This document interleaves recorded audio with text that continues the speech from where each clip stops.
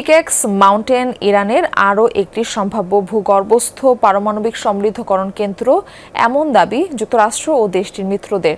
প্রায় 2000 ফুট গভীর সুড়ঙ্গে শুধু উন্নত মানের সেন্ট্রিফিউজ নির্মাণের দাবি জানিয়ে আসলেও সম্প্রতি খনন কাজ ও নিরাপত্তা জোরদারে ব্যাপক তৎপরতা চালাচ্ছে ইরান, যার জেরে যেকোনো সময় এই পর্বতের গভীর টানেলে বড় ধরনের হামলার হুঁশিয়ারি দিয়েছেন ডোনাল্ড ট্রাম্প।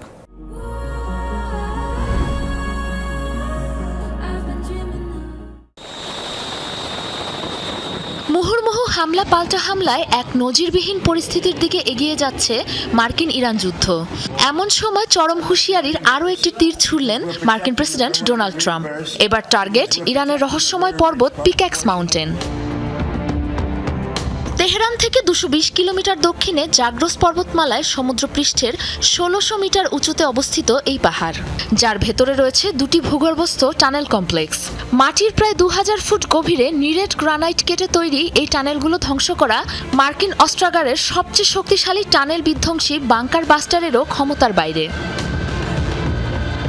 ইরান আন্তর্জাতিক পরমাণু শক্তি সংস্থা এই কেন্দ্রে কেবলমাত্র উন্নত মানের সেন্ট্রিফিউজ অর্থাৎ ইউরেনিয়াম সমৃদ্ধকরণ যন্ত্র তৈরি ও সংযোজনের দাবি করে আসলেও গোপনে এখানে ইউরেনিয়াম সমৃদ্ধ প্ল্যান্ট নির্মাণ করছে তেহরান, এমন অভিযোগ তুলেছে যুক্তরাষ্ট্র ও তাদের পশ্চিমা মিত্ররা।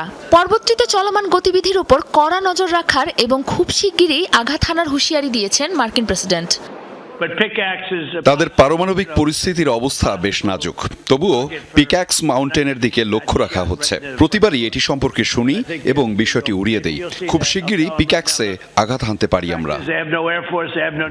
Institute for science and international সিকিউরিটির প্রকাশিত সাম্প্রতিক তথ্যে জানা গেছে, দুর্ভেদ্য এই সুড়ঙ্গের প্রবেশপথ আরও শক্তিশালী ও উন্নত করছে তেহরান। পুরোদমে চলছে ভেতরের খনন কাজও। বিভিন্ন গণমাধ্যমের প্রতিবেদন অনুযায়ী ভূগর্ভস্থ কেন্দ্রটিকে অন্যতম সুরক্ষিত স্থাপনা হিসেবে বর্ণনা করেছে ইসলামিক প্রজাতন্ত্র ইরান। অন্যদিকে পারমাণবিক অস্ত্র তৈরির সক্ষমতা অর্জনে পিক্যাক্সকে ইরানের কৌশলগত ব্যাকআপ বলে মন্তব্য পশ্চিমাদের। সাবরিনা নুসরাত, যমুনা নিউজ।